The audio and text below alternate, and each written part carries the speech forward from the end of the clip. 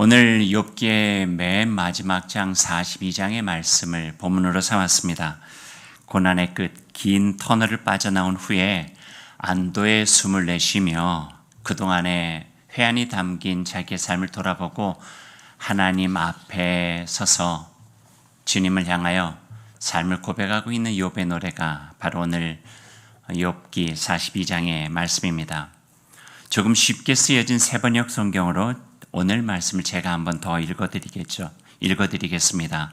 한번 들어보세요. 주께서는 못하시는 일이 없으시다는 것을 이제 저는 알았습니다. 주님의 계획은 어김없이 이루어진다는 것도 저는 깨달았습니다.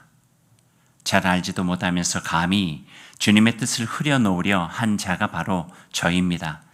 깨닫지도 못하면서 함부로 말을 하였습니다. 제가 알기에는 너무나 신기한 일들이었습니다.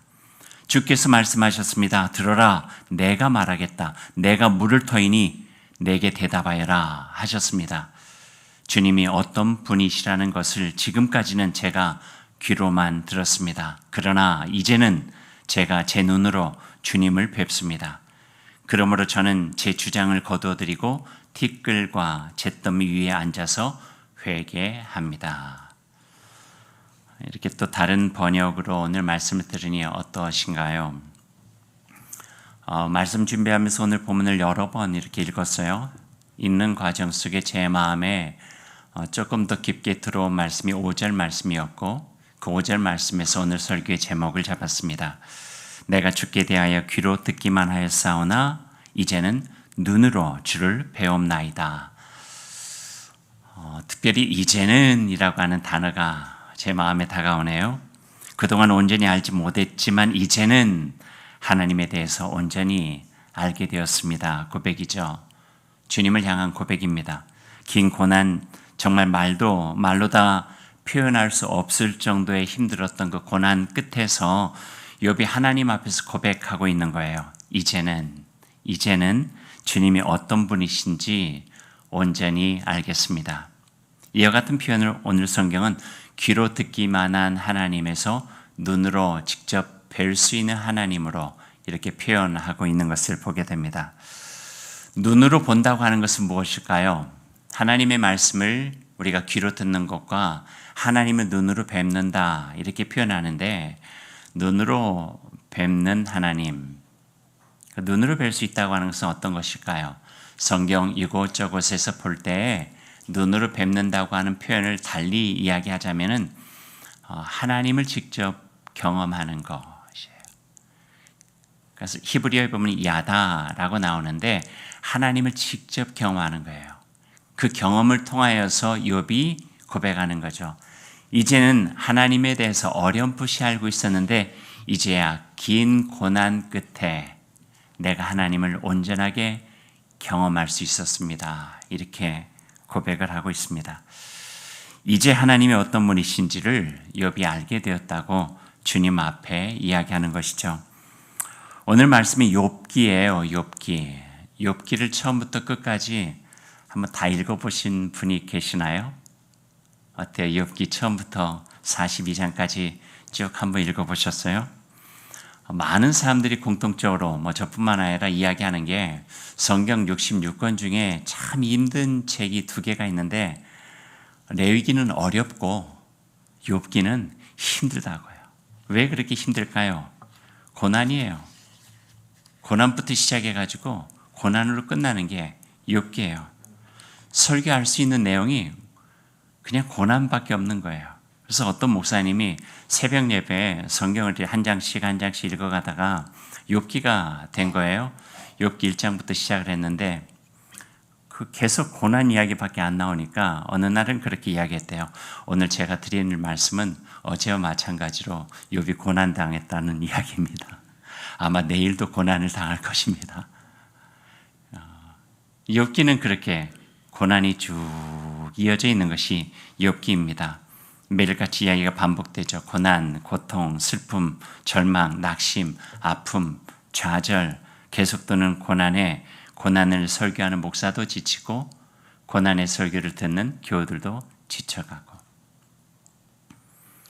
우리의 깊은 삶의 질곡의 골짜기를 통과하는 것 같은 그 모습이 욥기 속에 있습니다.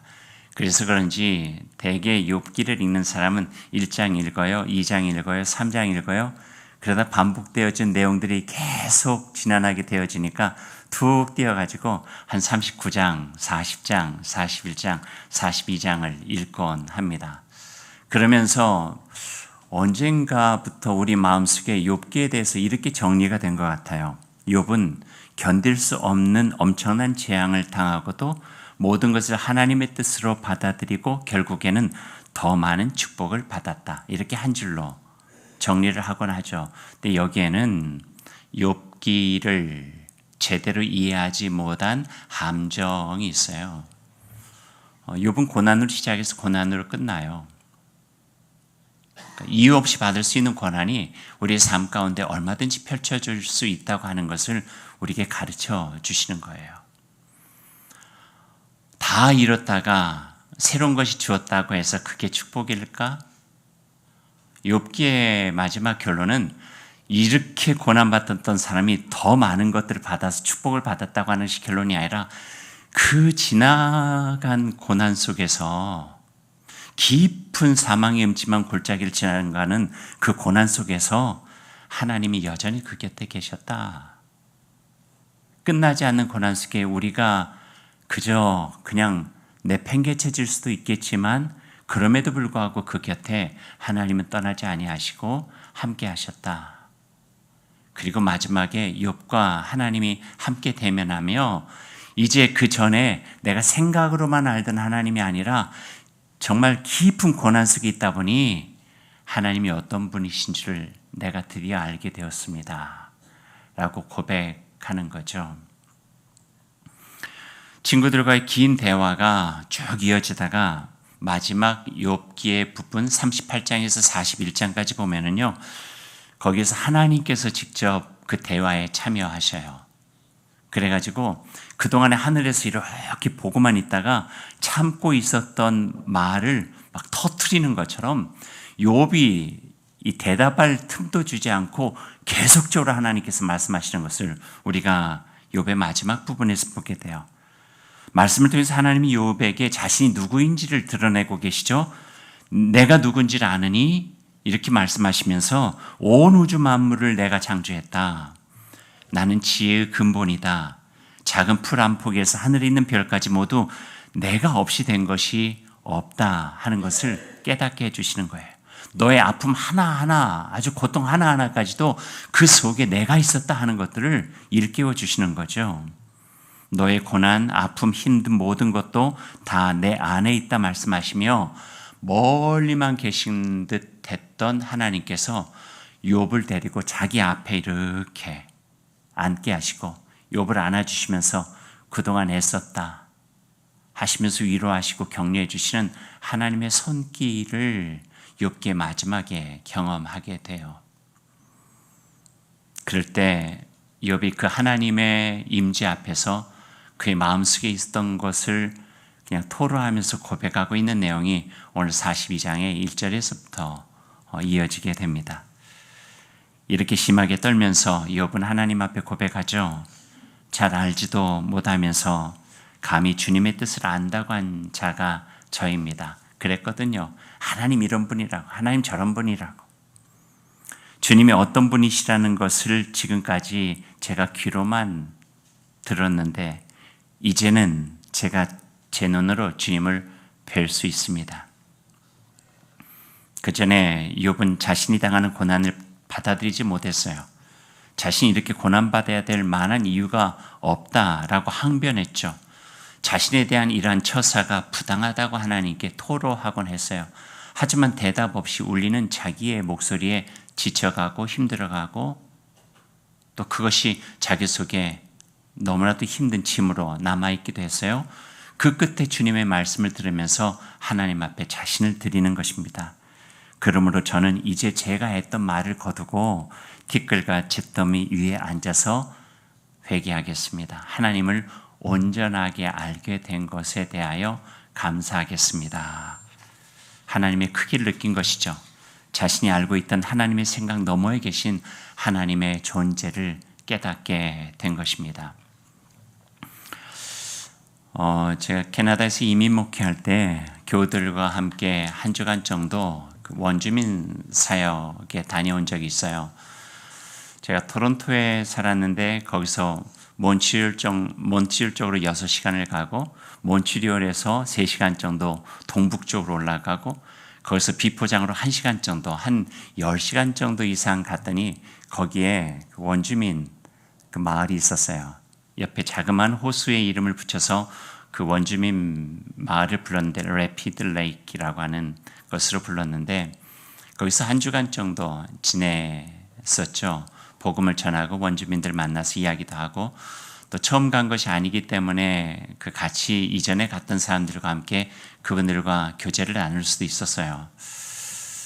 여러 가지 인상 깊은 것들이 참 많이 있었는데 제 개인적으로 참 그 마음에 남는 것은 특별한 밤이었어요. 밤.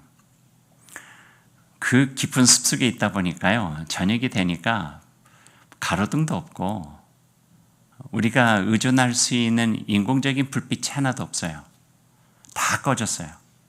그리고 밖에 나가서 하늘을 보니까 아마 제 평생 그렇게 많은 별을 본 적이 있었을까 할 정도로 하늘이 쫙 펼쳐져 있는데 이 표현이 맞을까요? 어마어마한 거예요. 막 그 광대하고 장엄하고 그동안에 인공적인 불빛에 의지하여 살았던 제가 점점 이렇게 작아지는 듯하고 내가 보았던 세계는 마치 한 방에 가구 하나 있고 소파 하나 있고 뭐 이렇게 그것만 보았던 것 같고 이제 하나님의 세계를 보는 것 같은 느낌이 제 안에 이렇게 드는 거예요. 점점 작아지고 하나님의 세계는 점점 더 광활해지고 그 느낌이 저에게 있었어요. 이렇게 놀라운 세상에 내가 살고 있구나 하는 생각을 하게 된 것이죠. 오늘 욥이 만난 하나님이 그럴까요? 그런 모습일까요? 우리가 신앙생활하면서 그런 경험들이 있잖아요. 말씀을 읽는다든지 기도 가운데 신앙 가운데 나의 인생의 여러 경험들 속에서 하나님이 얼마나 크신 분인지 하나님이 얼마나 따뜻하게 우리 곁에서 함께 하시는지 경험하면 경험할수록 하나님에 대한 크기가 넓어지고 깊어지죠.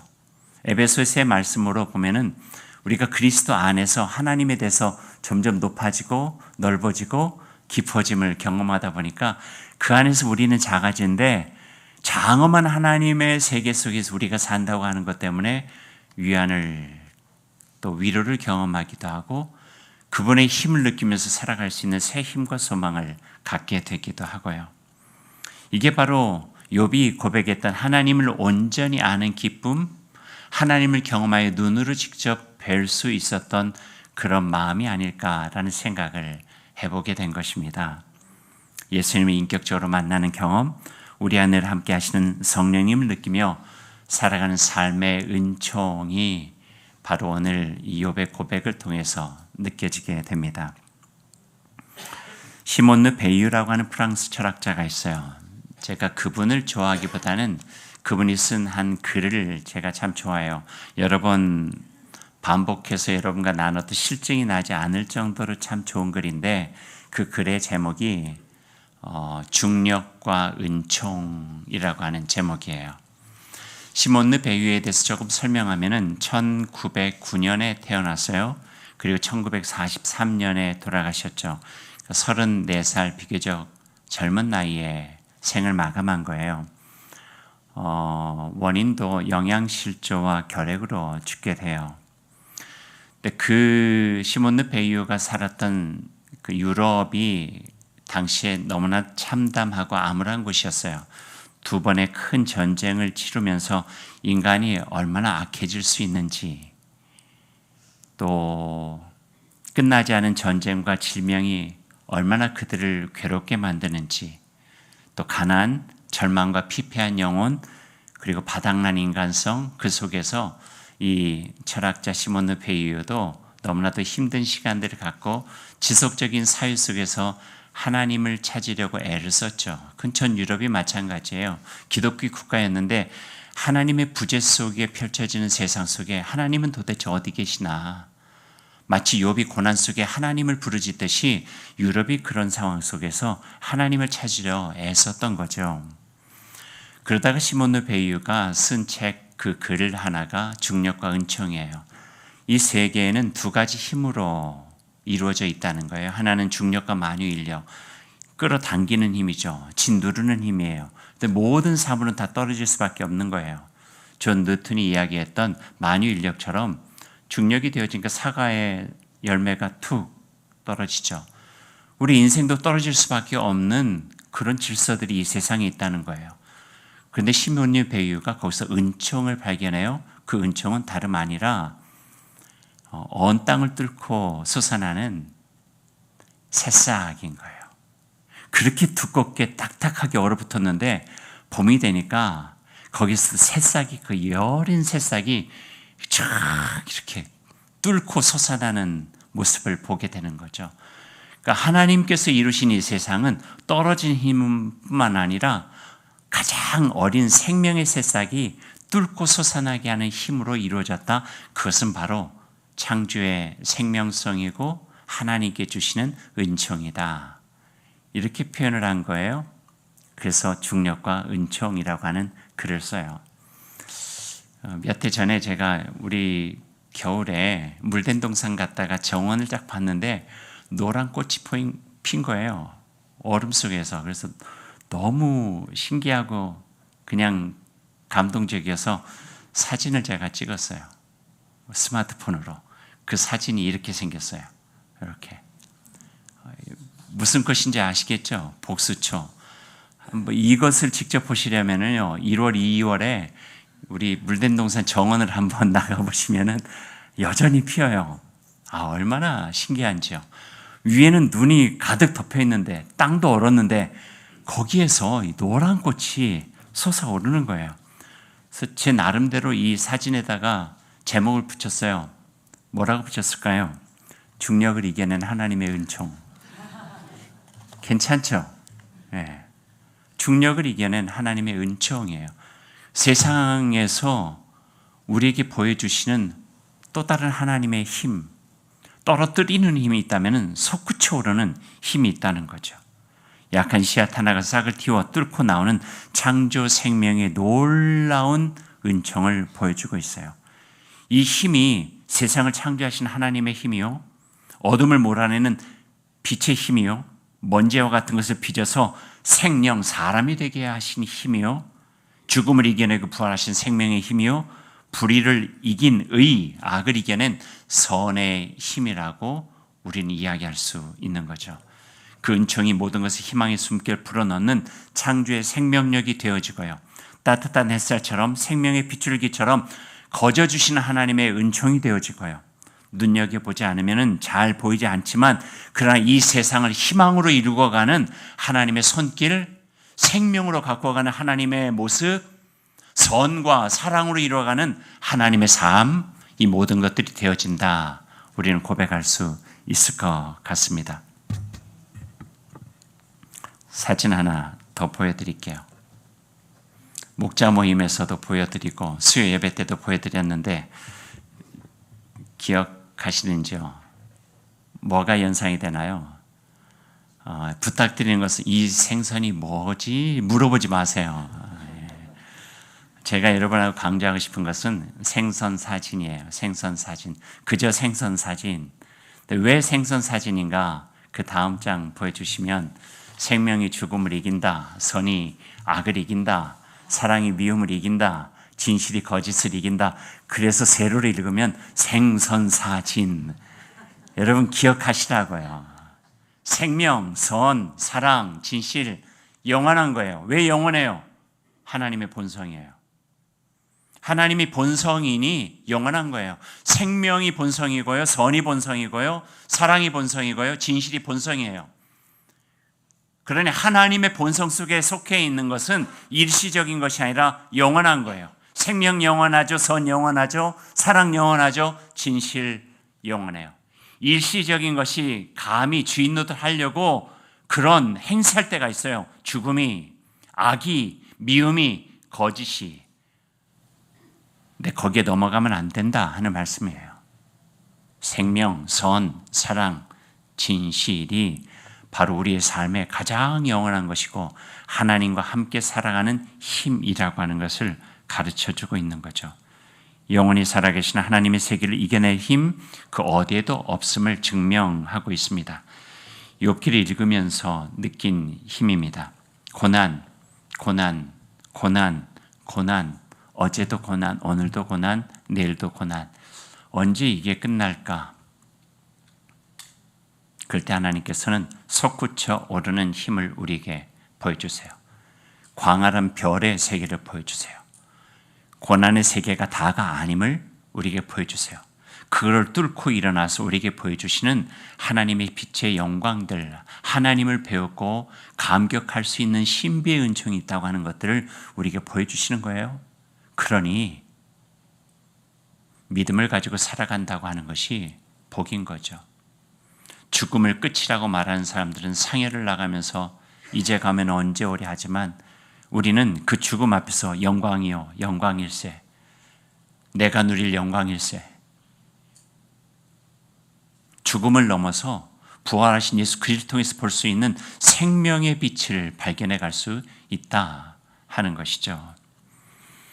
마치 광야에 홀로 있는 시면의 시간 같은 고난에서, 깊고 어두운 광야의 황량한 바닥에서 이해할 수 없었지만, 범접할 수 없었지만 거룩한 하나님의 빛의 손길이 내려와서 불가항력적인 은혜로 우리를 마치 언 땅 뚫고 솟아는 새싹처럼 우리를 끌어올려 솟구치게 만들고 그 가운데서 하나님께서 행하시는 일들을 경험할 수 있도록 해주신다 하는 거죠. 그러니 우리는 바닥에 있어도 하늘을 봐야 되고 죽음 속에서 부활의 생명의 영광을 봐야 되고 이 세상이 악으로 가득 차 있을 때도 선한 하나님의 손길은 어떤 일을 하시는가에 대한 고백을 가지고 그에 참여할 수 있는 우리의 믿음의 용기들이 있어야 된다고 가르쳐 주고 있습니다. 이게 바로 십자가의 은혜요, 하나님의 놀라우신 은총이며 욥을 욥되게 만든 은혜였습니다. 오늘 욥은 그 하나님의 세계를 보았습니다. 넓고 깊게 광활하고 웅장하게 펼쳐있는 하나님의 세계를 보고 그 세계의 주인이신 하나님을 몸소 경험합니다. 그리고 그분의 영광 앞에 엎드려서 고백하죠. 이제 알겠습니다. 지금까지는 주께 대하여 귀로 듣기만 하였는데 이제는 눈으로 주님을 배웁나이다. 어렴풋이 알던 하나님이 아니요 내 생각 속에 머물고 계셨던 하나님이 아니라 온 천지 만물을 주관하시고 그 주관하시는 놀라운 손길로 나와 함께 하신 하나님, 그 하나님을 제가 이제 경험하게 되었습니다. 이제 제가 눈으로 주님을 뵙습니다. 이제 말씀을 맺죠. 오늘 또 하나의 본문인 시편 장절은 거의 비슷해요. 42장 1절에서 5절 말씀까지 시편을 우리가 같이 읽었는데 그 중에 1, 2절과 마지막 절을 제가 읽어드리고 오늘 말씀을 맺겠습니다. 하나님이여, 사슴이 시냇물을 찾기에 갈급한 같이 내 영혼이 주를 찾기에 갈급하나이다. 내 영혼이 하나님 곧 살아계신 하나님을 갈망하나니 내가 어느 때에 나아가서 하나님의 얼굴을 배울까? 내 영혼아, 네가 어찌하여 낙심하며 어찌하여 내 속에서 불안해하는가? 너는 하나님께 소망을 두라. 그가 나타나 도우심으로 말미암아 내가 여전히 찬송하리로다. 아멘.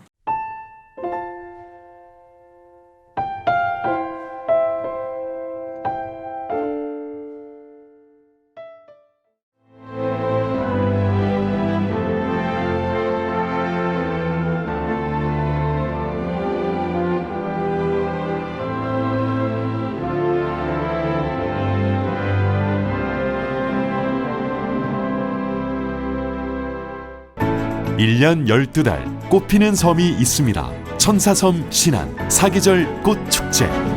봄을 여는 수선화부터 섬길을 걸으면 걸을수록 놀라운 즐거움을 선사하는 겨울꽃 애기동백까지 이제 대한민국 섬여행은 사계절 꽃축제와 함께 천사섬 신안.